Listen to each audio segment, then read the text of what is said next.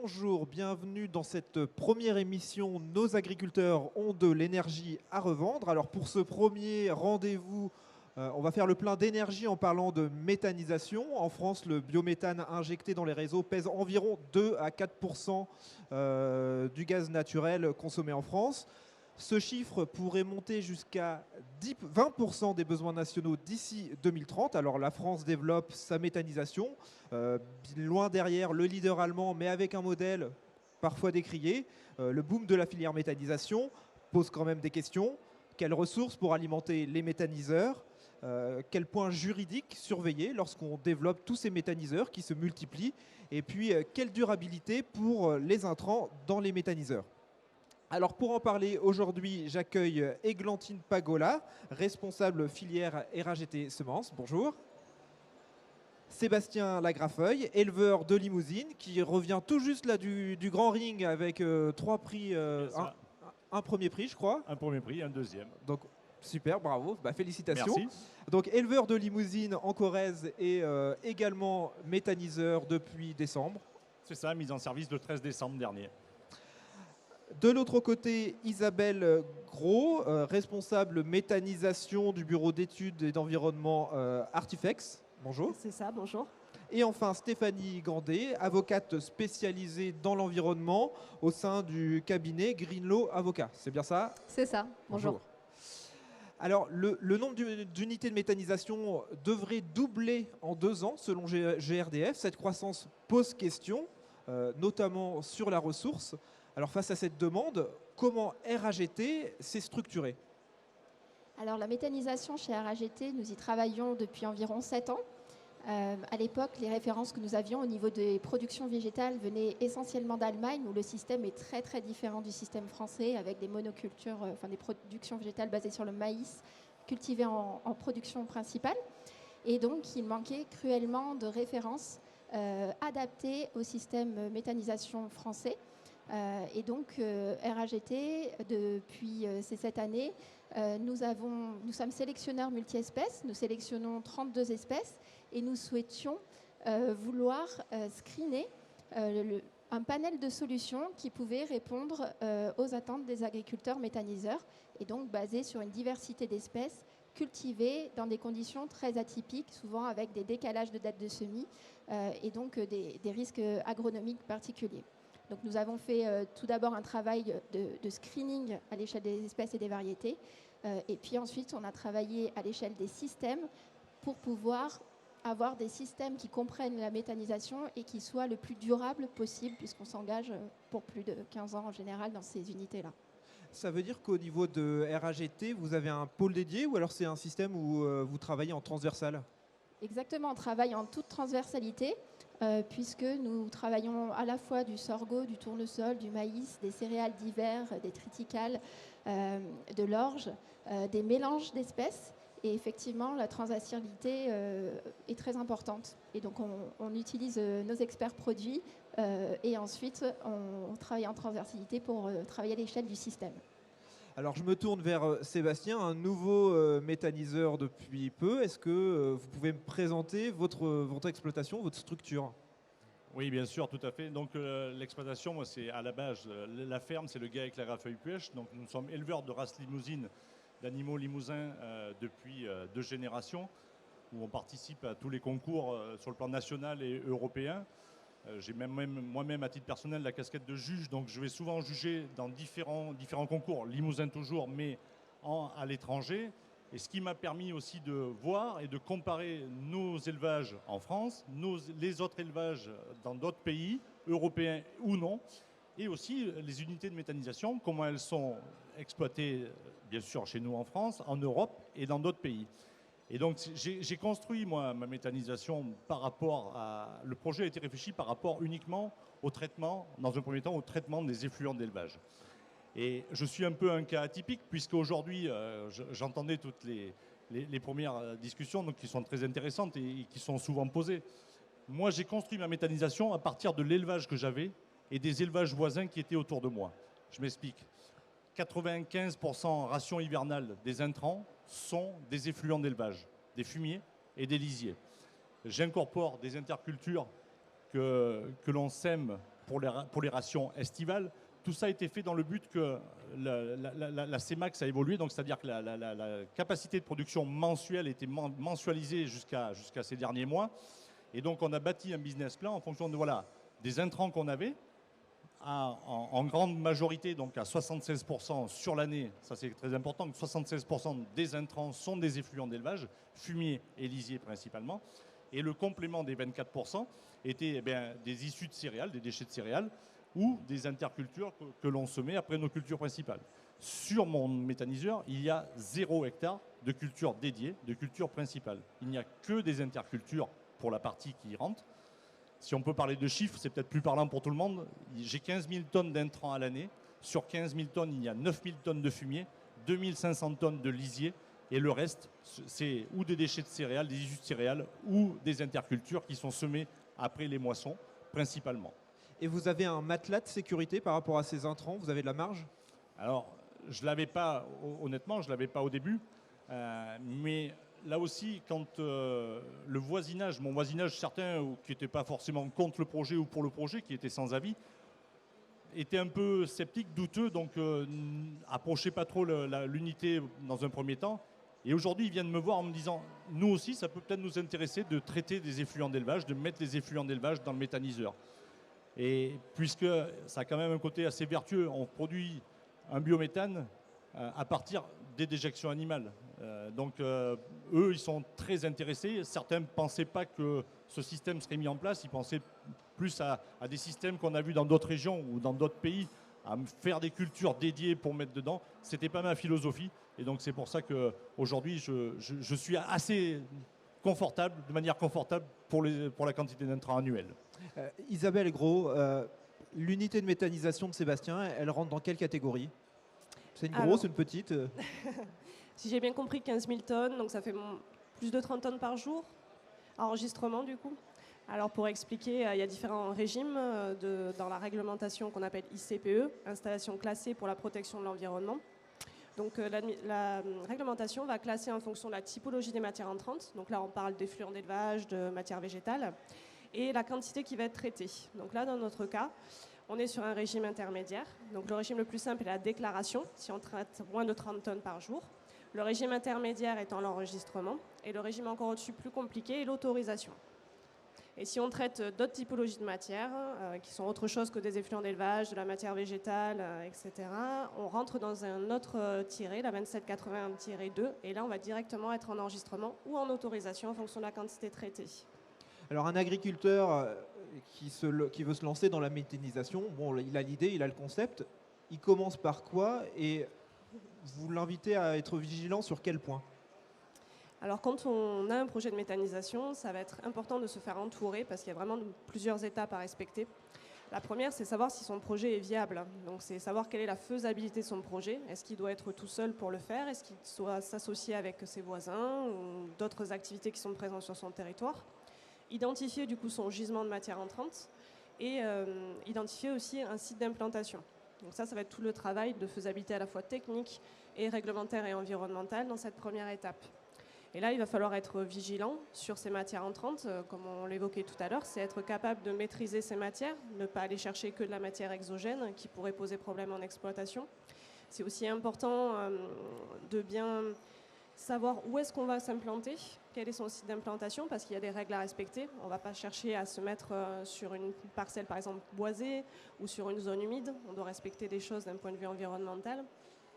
Et ensuite, une fois que son projet commence à se dessiner, ça va être très important aussi de communiquer, de prévoir une concertation, d'aller voir les riverains, de communiquer avec les élus pour pouvoir justement faire accepter son projet localement et ne pas avoir d'opposition. Sébastien, la communication, ça s'est bien passé dans votre cas? Personnellement, sur le voisinage proche, j'ai eu aucun problème. Après, par contre, moi, la démarche, je l'ai faite dans l'autre sens. Je n'ai pas pris par le bon côté, mais finalement, les deux se rejoignent. C'est-à-dire que quand j'avais eu le projet, je savais ce que je voulais faire, de fait que j'avais visité 35 unités de méthanisation en France ou en Europe. Donc je savais quel modèle je voulais mettre en place chez moi. Une fois que j'ai vu ça et que j'avais étudié un petit peu à titre personnel ce qui était possible de faire ou pas, la première chose que j'ai fait, je suis allé voir le voisinage. Et je leur ai dit, voilà, j'ai un projet, j'ai une idée. Est-ce que vous seriez contre? Est-ce que vous ça? Et je n'ai pas eu de retour négatif. Alors ils nous ont dit, bien sûr, on ne sait pas, on ne connaît pas, donc voilà. J'ai expliqué ce que je voulais faire, et quand j'ai expliqué ce que je voulais faire, eh bien, du coup, j'ai pas eu de... Alors bien sûr, il y a eu des personnes qui ont eu des doutes, qui ont eu des craintes, ça, des questions, mais c'est tout à fait légitime et normal. Et je pense que pour réussir un projet, il faut avant tout le faire accepter par, bien sûr, le maire de la commune, mais surtout le voisinage et les riverains autour de l'unité. Alors, Stéphanie Grandet, là, on voit un exemple où ça s'est bien passé. Vous, forcément, vous êtes contacté souvent quand ça ne se passe pas très bien. Où est-ce qu'il peut y avoir des points de friction? Qu'est-ce qui est le plus fréquent? Alors oui, il y a énormément de projets de méthanisation qui se passent bien, qui se développent dans la communication, dans la concertation, et qui voient le jour sans qu'il y ait de recours contre les différentes autorisations. Mais à côté de cette réalité, il y en a une autre, c'est qu'il y a quand même le développement de recours qui est assez prégnant ces dernières années. Alors, c'est corrélé à l'augmentation du nombre de projets. Mais c'est aussi corrélé à certains accidents qui ont fait du bruit et qui ont terni une image, qui terni l'image d'une filière qui restait assez peu mature, que les gens connaissaient peu. Et ce que les gens ne connaissent pas génère forcément plus de crainte que quelque chose qu'ils ont l'habitude de voir dans leur paysage et dans leur voisinage. Donc on a une augmentation claire du nombre de recours. Qu'est-ce qu'on constate? Que ce sont des riverains, des associations locales et parfois les communes d'implantation, c'est vrai, qui contestent le permis de construire ou, mais aussi parfois les deux, l'arrêté ICPE, comme le disait Isabelle, dépendant du seuil de classement d'un site. Donc, généralement, ça bloque les projets, non pas juridiquement, parce que les recours ne sont pas suspensifs, mais d'un point de vue financier. Tout simplement parce que la banque ne débloquera pas les fonds tant qu'un recours pèse sur le projet. Et cette réalité-là, les porteurs de projets, je pense, l'ont bien intégré maintenant, les acteurs de la filière aussi, les syndicats qui représentent la filière. Et il y a un vrai effort de professionnalisation et de travail sur les dossiers en amont qui est fait. Alors ça évite pas les recours, mais ça permet quand même d'avoir des dossiers qui sont mieux ficelés, qui sont plus sérieux et qui, à terme, quand le juge finalement se prononce dessus, finissent par être validés. Parce que le nombre de recours est élevé, mais le taux de succès des recours, lui, est très faible. C'est-à-dire que les recours sont certes nombreux, mais le nombre de projets qui finissent par être annulés par le juge, eux, sont très faibles. Donc, ce qu'il faut, c'est travailler les dossiers en amont, rester cohérent et soudé lorsqu'on est un groupement, intégrer l'aléa judiciaire et persévérer parce que la justice met du temps, finalement, avant de juger les dossiers.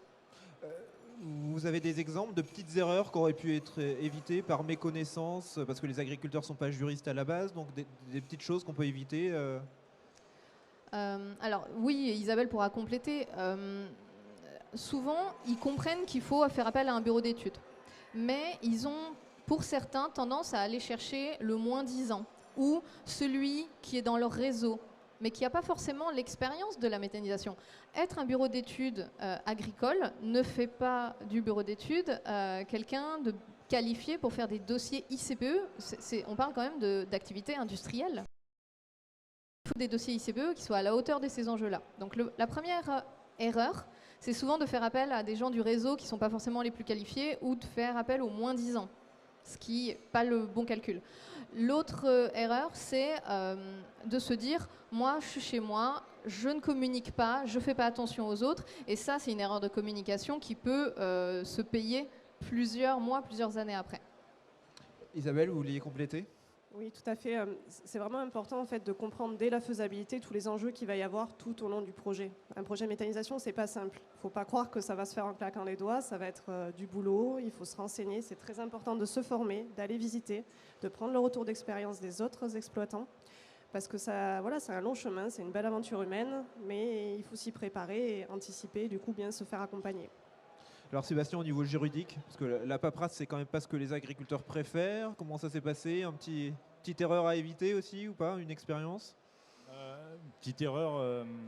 Alors, j'aurais pu faire les choses très simples, mais ça n'a pas été le cas chez moi. C'est-à-dire que mon idée de base était de faire une méthanisation avec une injection directe de biométhane.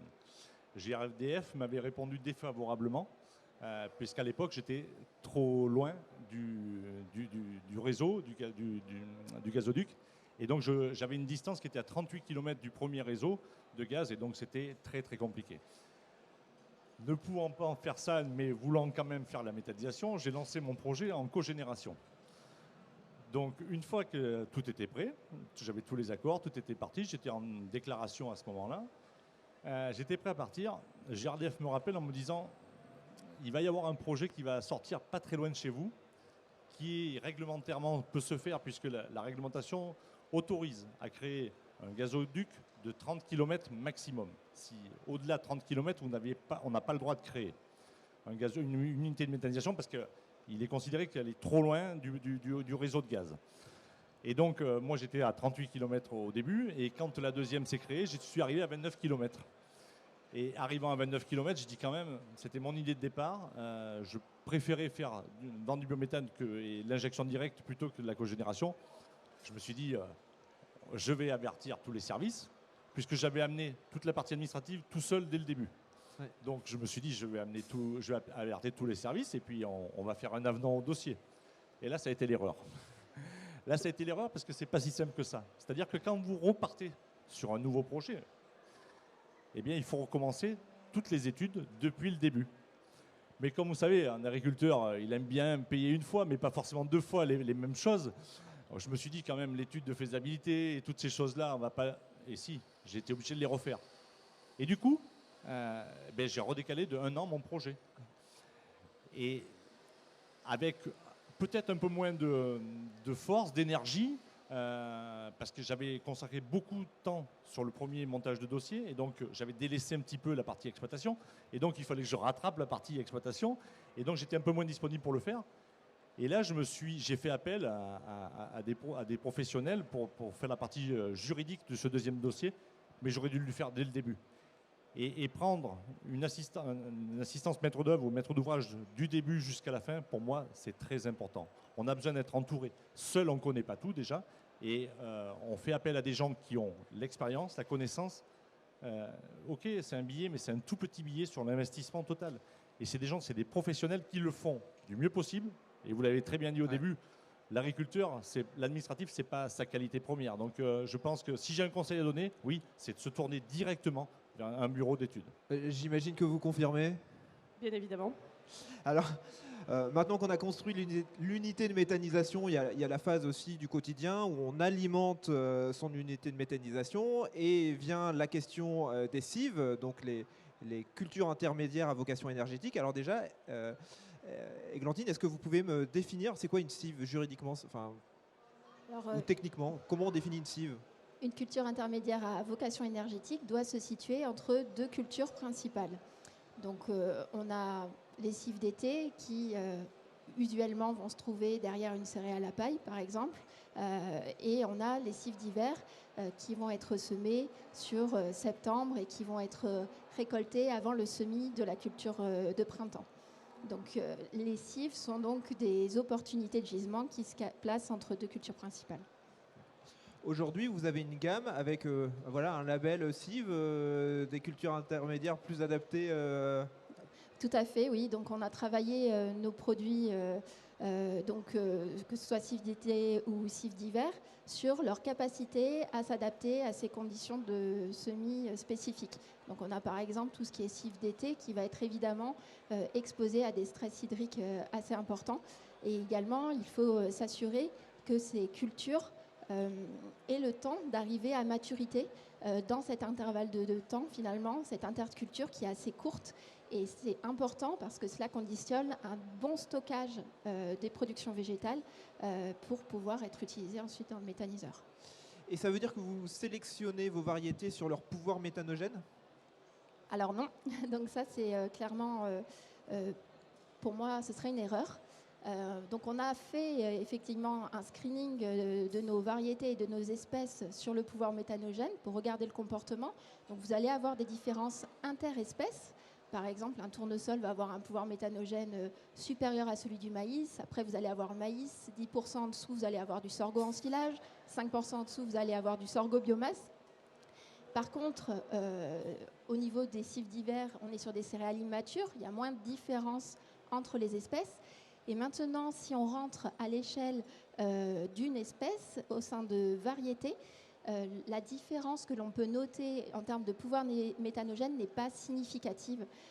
Et donc, il faut davantage s'attacher à trouver la variété qui va être la plus productive et qui aura la meilleure adaptation, y compris agronomique, en termes, par exemple, pour les céréales, de résister au gel, de résister aux maladies qui sont liées à des semis précoces l'hiver, donc au puceron, à la JNO, avoir des variétés qui soient tolérantes et bien adaptées à ces pratiques culturelles pour maximiser la biomasse au final. Si je résume bien, on ne regarde pas forcément le pouvoir méthanogène, on regarde plutôt le rendement. Tout à fait, c'est vraiment la biomasse qui est l'objectif. Sébastien, vous utilisez quoi comme cible? Vous mettez quoi? Principalement du seigle forestier. C'est ce que j'avais mis en place à l'automne dernier, que j'ai récolté au printemps. Et cette année, j'ai fait derrière les céréales à paille, j'ai fait un mélange de sorgho, tournesol, blé égyptien. Donc c'est des choses qui amènent beaucoup de volume. Après, on a une année un peu exceptionnelle, un peu particulière. Donc c'est des choses, c'est des semis qui auraient été faits pour survivre facilement à un stress hydrique. Seulement cette année, on a eu de l'eau en permanence, surtout chez moi en Corrèze. Donc du coup, c'est un peu plus compliqué à récolter. Les rendements sont là, mais ils sont peut-être moins homogènes que l'on aurait pensé dès le départ. Et je pense que le stade de récolte va être un peu plus décalé que prévu, parce que cette année, elles sont poussées avec de l'eau, alors que normalement, on n'en a pas trop, quoi. Isabelle Gros, est-ce que les cives, c'est quelque chose sur lequel vous travaillez ou pas spécialement au niveau environnemental, le lien à l'agronomie? Alors en fait, les cives, on va les considérer comme une matière entrante. Donc quand on va faire des dossiers, ça va faire partie du gisement prévisionnel. Donc la question, ça va être quel volume de cives est prévu, comment ça a été calculé, ne pas surestimer la quantité de cives qui pourrait être produite pour avoir une cohérence dans le gisement prévisionnel qui est proposé dans un dossier et s'assurer qu'en exploitation, ça va marcher. Justement parce qu'on peut avoir des périodes où les cives ne vont pas avoir le rendement attendu. Donc il ne faut pas que l'unité soit dépendante de cette production de cives. Alors, toujours autour de ce biogaz et d'une énergie durable, il y a une directive qui est sortie, une norme, je ne sais pas si c'est une directive, une norme, RED 2. Est-ce que vous pouvez m'expliquer ce que c'est? Oui, c'est un vaste sujet, on pourrait y passer l'après-midi, mais ce qu'il faut avoir en tête, c'est que conscient des enjeux sur les conflits d'usage, c'est-à-dire éviter de dévoyer des parcelles qui sont dédiées à des cultures alimentaires, pour l'alimentation humaine ou pour l'alimentation animale. Au niveau de l'Europe et ensuite chaque État, dont la France, ont adopté des règles qui sont destinées à éviter que des cultures soient menées sur des terres, notamment des terres de grande valeur, pour alimenter des méthaniseurs. En résumé, c'est ça. Au départ, RED 1, c'était destiné à éviter des dévoiements de biomasse pour tout ce qui est biocarburant. Ensuite, RED 2, qui date de 2019, c'est une directive européenne qui est venue élargir ce système pour éviter que de la biomasse soit utilisée, une certaine biomasse soit utilisée pour les unités de méthanisation. Alors, une fois qu'on a dit ça, il faut voir après dans le détail, parce que ça ne concerne pas toutes les unités de méthanisation et ça ne concerne pas non plus tout le monde dans le temps. C'est-à-dire que là, on est en ce moment, on est en octobre 2023, on est vraiment dans un moment clé, parce que le régime est en train de rentrer en vigueur en France. Donc les acteurs qui sont concernés par ces obligations qui découlent de la directive RED 2, c'est en ce moment qu'ils sont en train de travailler sur la question. Et dans les mois qui viennent, c'est eux qui vont subir les conséquences d'une carence ou s'ils n'ont pas fait les efforts nécessaires pour se conformer aux règles. Elles sont complexes. On peut en parler si vous le voulez, mais ce qu'il faut garder en tête, c'est que chaque acteur de la chaîne depuis la production de la biomasse jusqu'au méthaniseur qui va produire de l'énergie, chacun des acteurs va avoir des obligations pour prouver que la biomasse, elle respecte les critères de durabilité. Là, l'unité de méthanisation de Sébastien, elle n'est pas concernée, elle est trop petite. Vous êtes à moins de 19,5 gigawattheures PCS par an, donc oui, il sera pas concerné. Et vous êtes à moins de 200 normaux en injection, donc vous ne serez pas concerné. Et est-ce qu'il y a des contrôles? Qu'est-ce qu'il a comme norme par rapport aux intrants qu'il met par rapport à ces cives? Est-ce qu'il a des contrôles? Alors, on a parlé de RED 2, c'est le régime européen qui permet de contrôler la durabilité de la biomasse. Mais à côté de ça, vous avez un régime juridique national qui est propre à la France, qui consiste à fixer un seuil de culture principale pouvant approvisionner les unités de méta. Ce seuil, c'est 15% de culture principale. Donc, autrement dit, une unité de méthanisation, qu'elle soit en coget ou en injection, n'a pas le droit d'être approvisionnée à plus de 15% par des cultures principales. Ce seuil-là, il est dans le code de l'environnement. Il n'est pas dans la directive européenne, c'est vraiment deux régimes qui cohabitent. Il y a des points communs, bien sûr, l'objectif poursuivi, éviter les conflits d'usage, mais par contre, la règle ne va pas être la même. Et ce seuil de 15%, il n'est pas nouveau, il existe depuis des années, mais le gouvernement a constaté qu'en fait, les acteurs ne savaient pas interpréter les notions. Qu'est-ce qu'est réellement une culture principale? Qu'est-ce qu'est réellement une culture intermédiaire? En fait, les définitions dans le Code de l'environnement, on pouvait un peu les interpréter comme on voulait, selon l'objectif qu'on poursuivait. Les contrôles étaient peu nombreux. Moi dans ma clientèle, j'assiste environ 180 sites de méta, j'ai 3 contrôles. Donc ça vous donne un peu un ordre d'idée. Sur ces 3 contrôles, aucun n'est parvenu à savoir si réellement le seuil de 15% était respecté ou non. Pourquoi? Parce que les notions étaient floues. Donc ça a conduit en 2022 le gouvernement à prendre un nouveau décret qui est venu modifier les définitions pour les rendre plus claires, plus simples et avec plus de contrôle. Donc là, on parle de l'année passée, donc vous voyez que c'est très récent.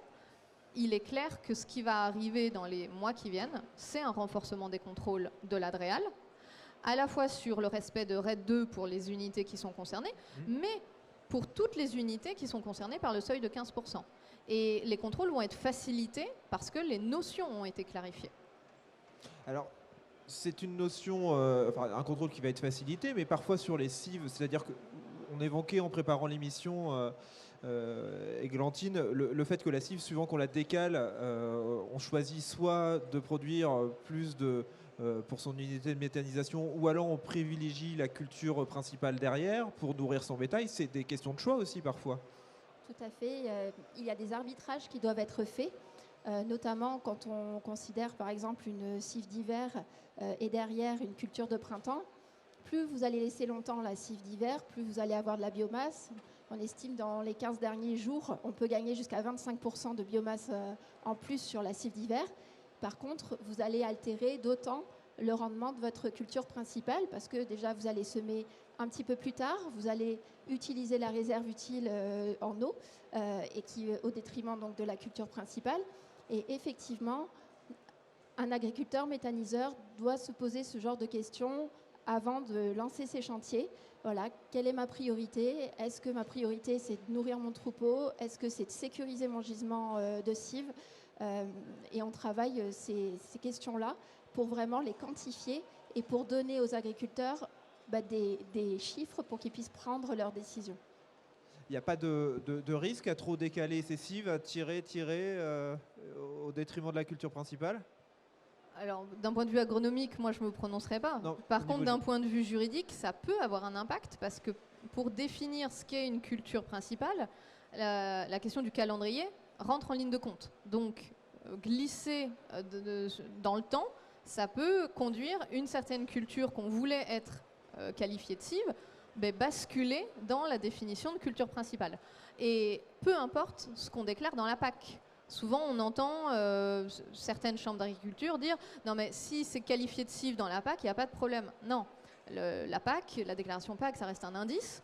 Mais en cas de contrôle, ce que l'ADREAL va vérifier, c'est est-ce que les critères juridiques, ceux qui sont fixés par le Code de l'environnement, sont respectés ou pas. La déclaration PAC, si elle ne correspond pas à la définition juridique, peu importe. Donc, il faut faire attention, effectivement, et ça s'anticipe bien. Dorénavant, il faut faire très attention à comment on cultive, parce que derrière, on va approvisionner une unité de méta qui dépend d'un contrat d'achat, que ce soit d'électricité ou de biométhane. Et ce qu'on n'a pas dit, c'est que ce contrat d'achat, il est conditionné au respect du seuil de 15% et aux critères RED 2 pour les sites qui sont concernés. C'est-à-dire qu'un exploitant, s'il prend pas garde, il peut mettre en danger son contrat d'achat, qui est sa source principale de revenus. C'est le principal risque. Là, comme c'est un contrôle de réal, il n'y a pas de risque sur la conditionnalité des ZPAC. C'est bien scindé là. C'est deux choses différentes. C'est deux choses différentes. Le seuil de 15%, il va être directement lié au contrat d'achat avec un risque sur le remboursement, notamment des sommes perçues, voire, si on prend un scénario catastrophe, qu'on n'a encore nous jamais rencontré, mais qui existe dans les textes, le scénario catastrophe, c'est suspension du contrat. Il y a une question par rapport à la ressource en eau sur les cives. L'irrigation, on peut irriguer des cives? Je ne sais pas qui y répond. Je pense qu'on va être plusieurs à y répondre, à amener un petit peu tous notre point de vue, notre retour d'expérience. En soi, une cive, le fait de l'irriguer, ce n'est pas interdit ou autorisé dans le sens réglementaire du terme. On va décrire la cive et ce qui va s'y passer. Par contre, ce qu'on constate, en tout cas nous, dans les dossiers réglementaires, les dossiers ICPE, c'est que l'administration va être vigilante sur l'utilisation de l'eau pour produire une cive. Ce qui veut dire, dans certains territoires où il y a de problématiques de ressources en eau, ben forcément, une cive qui a besoin d'être irriguée, on va la remettre en question et on va essayer de pousser. L'administration peut même interdire l'irrigation de cives parce que l'enjeu sur l'eau est trop important. Tu veux peut-être compléter avec la jurisprudence? Oui, un point pour compléter.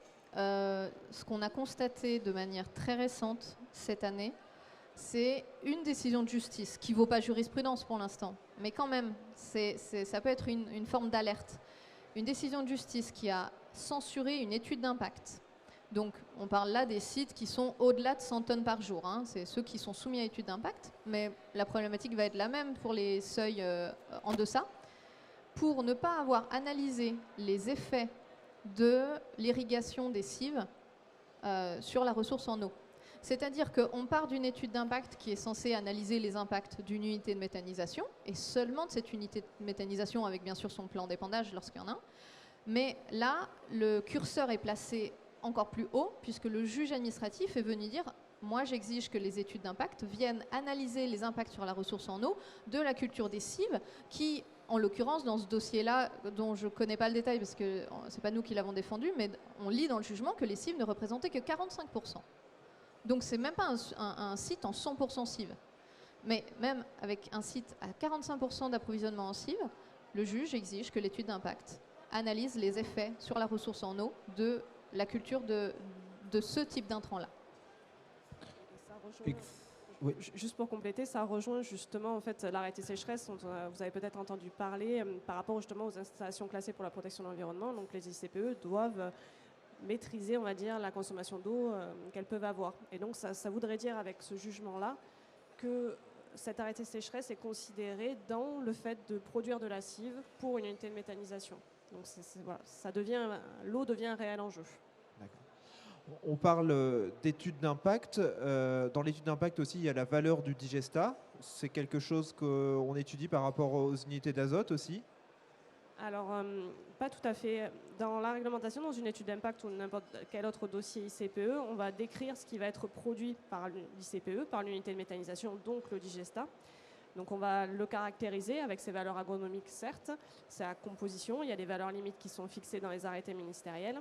Et derrière, on va devoir justifier de sa valorisation. C'est-à-dire ce digestat qui sort d'une unité de méthanisation qui est d'abord considéré comme un déchet, comment il va être traité, ou comment il va être valorisé, comment il va être exporté. Est-ce que l'exploitant va faire un plan d'épandage, donc le considérer comme un déchet, il va donc le valoriser sur des terres agricoles? Est-ce qu'il va sortir de ce statut de déchet en respectant un cahier des charges? Ou est-ce qu'encore il va avoir une seconde étape de traitement du type compostage pour pouvoir être normé et sortir aussi du statut de déchet? Églantine, est-ce qu'il y a des agriculteurs qui vous contactent par rapport à la valeur du digestat et qu'ils ont un objectif de valeur de digestat, notamment sur la question de l'azote, par rapport à leur plan d'épandage? Est-ce que ça arrive? Au niveau du digestat en tant que tel, non. Je vous entends, excusez-moi. Oui, je disais au niveau du digestat en tant que tel, non. Non. Par contre, il y a la problématique azote qu'on travaille avec nos clients distributeurs et un petit peu aussi en lien finalement avec la RED 2. Donc, on travaille des protocoles dans lesquels on réduit la fertilisation azotée et on regarde le comportement des différentes variétés et on travaille l'efficience azotée. Et on voit effectivement qu'il y a une différence d'efficience azotée d'une espèce à l'autre. Et on intègre également dans nos mélanges cives d'hiver des légumineuses de type VES qui vont apporter des résidus pour la culture suivante et qui vont apporter également de l'azote qu'on va retrouver dans le digestat ensuite qui sera épandu sur les autres cultures. Donc c'est de manière indirecte qu'on l'approche au niveau des mélanges que l'on constitue.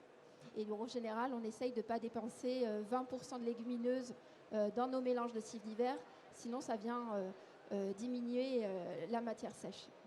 Sur les cives, sur les mélanges que vous commercialisez, est-ce que vous sentez certains plus que d'autres qu'on vend un coup parce qu'il y a un développement de certains produits plus que d'autres? Mais comme vous le citiez tout à l'heure, effectivement, les associations tournesol-sorgho sont assez intéressantes. Donc, on affine ces associations en calant bien les cycles de l'un et de l'autre et en choisissant les variétés qui vont optimiser la biomasse, qui vont être le plus productives. C'est intéressant parce que le tournesol va apporter de l'huile et donc un pouvoir méthanogène élevé quand le sorgho va faire beaucoup de biomasse. Donc en fait, on associe les qualités des deux espèces. On fait ce travail-là également sur les cives d'hiver où justement on va venir associer des seigles avec des triticales. Des petites faiblesses du seigle, ça peut être la tenue de tige, donc on va venir compenser cette faiblesse avec la force d'un triticale, sa rusticité et sa tenue de tige. Donc oui, on travaille ces associations. Merci beaucoup. Dernière question parce que le temps passe. Il y a un volet sur la microméthanisation. C'est quelque chose dont on entendait peu parler encore il y a 2-3 ans. Ça se développe. C'est plus light au niveau des normes. Microméthanisation, c'est plus tranquille ou pas? Ou faut faire attention? Alors la réglementation, comme je disais tout à l'heure, elle va classer en fait dès qu'on veut faire une unité de méthanisation, dès qu'on va traiter 1 gramme de matière fermentescible, on est classé dans la réglementation ICPE et du coup on est dans une case à minima sur de la déclaration. Donc ça veut bien dire qu'on a des règles avec des prescriptions générales à respecter. Par contre, ce que l'on observe de notre côté, c'est que la microméthanisation, avant, on entendait très peu parler. Aujourd'hui, ça revient un petit peu plus avec cette complexité d'arriver à respecter les règles des unités quelque part qui sont aussi plus grosses. Et des arrangements, des échanges avec l'administration pour voir comment une toute petite méthanisation peut s'adapter et peut venir se développer dans la filière et dans le monde actuel.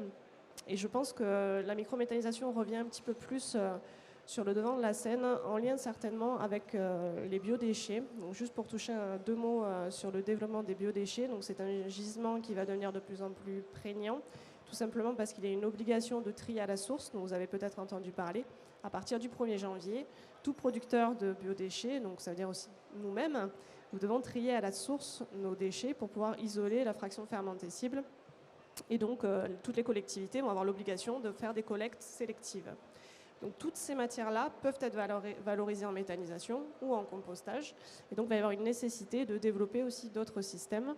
On voit pas mal de compostage de proximité, du compostage sur des résidences, à domicile, etc.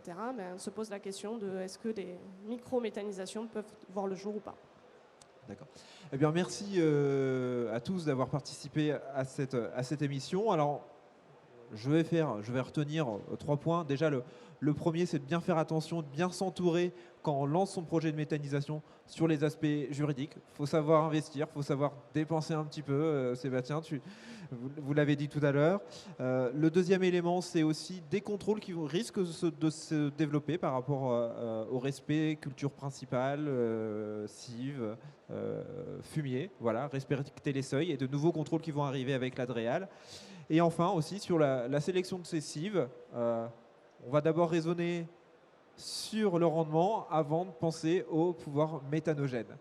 En tout cas, merci beaucoup à tous. Cette émission, vous pouvez la retrouver, la revoir en replay sur le site du Sommet de l'élevage et sur le comptoir des éleveurs. Nous, on se retrouve demain ici à 16h pour une autre émission sur l'énergie, mais cette fois, on va parler d'agrivoltaïsme. Merci et à bientôt.